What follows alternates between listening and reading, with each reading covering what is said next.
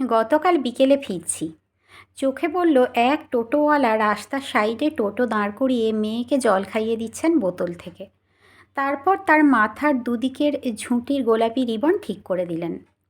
বছর ছয়েকের মেয়েটা টোটোয় লাগানো আয়নায় একবার নিজের মুখটা দেখে নিল। বাবা তার কম দামি স্মার্টফোনে মেয়ের একটা ছবিও তুলে দিলেন। মেয়েটা তারপরেই বলল, বাবা একটা আইসক্রিম আর দুটো চকলেট নেব কিন্তু। মুচকি হেসে মেয়ের বাবা বললেন, একটা আইসক্রিম আর একটা চকলেটের কথা হয়েছিল না বাড়িতে? তোর মা সাক্ষী আছে কিন্তু। মেয়েটা ঠোঁট ফুলিয়ে অভিমানী গলায় বলল, সে তো মা বকবে বলে। মা বলেছে জিনিসের দাম অনেক বেড়ে গেছে, বাবারও তো টাকাই নেই। বায়না যেন একদম না করি, তাই একটা চকলেট বলেছিলাম। বাবার ঠোঁটে হাসি। ওরে বদমাস মেয়ে। টোটো স্টার্ট দিতে যাচ্ছিলেন ভদ্রলোক। আমি বললাম, স্টেশন যাবেন ভাই?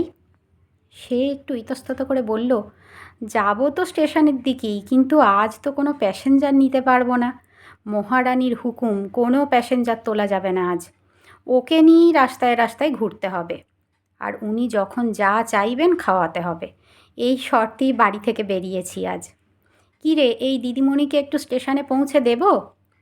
মেয়ে ঝুঁটি নাড়িয়ে ঘাড় দুলিয়ে বলল, না না, একেবারেই নয়, কাউকে চাপাবে না আজ, আমি একা একা ঘুরব। ভদ্রলোক হেসে বললেন, 20 টাকা লোকসান হয়ে গেল দিদিমণি, কিন্তু কি করব, মহারানীর চোখে জল এলে আরও লোকসান। ওদের টোটো চলে গেল। আমি দাঁড়িয়ে দেখলাম বাবার রাজকন্যার মুখে এক মুখ হাসি। এই মেয়েই যখন শ্বশুরবাড়ি গিয়ে বলবে আমি খুব আদরে মানুষ হয়েছি, তখন হয়তো অনেকেই মুখ বেঁকিয়ে বলবে, বাবা তো টোটো চালাতো, এত আদর পেল কোথায়? আসলে এক শ্রেণীর মানুষের ধারণা আদুরে হবার জন্য অবস্থাপন্ন হতেই হয়। সামান্য আয়োজনেও যে কেউ আদুরে হতে পারে, এটাই বোধহয় জানা নেই। মেয়েটা এই বয়স থেকেই নিশ্চিত জানে পৃথিবীর আর কেউ তার আবদারের মূল্য না দিলেও বাবা দেবেই। সযত্নে বেঁচে থাকুক এই নিশ্চিন্ত সম্পর্কের বন্ধনগুলো।